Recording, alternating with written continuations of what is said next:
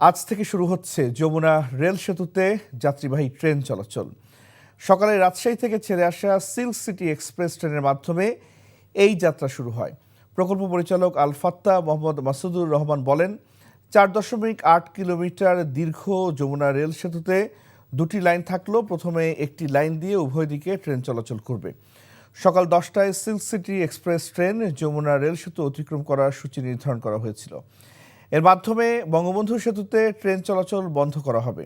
তবে আগামী 18 ফেব্রুয়ারি আনুষ্ঠানিকভাবে এই সেতুর উদ্বোধন করা হবে। ওই দিন থেকে দুই লাইনে ট্রেন চলাচল শুরু হবে। 2020 সালে 16,780 কোটি টাকা ব্যয়ে শুরু হয় 4.8 কিলোমিটার দৈর্ঘ্যের যমুনা রেল সেতুর নির্মাণ কাজ।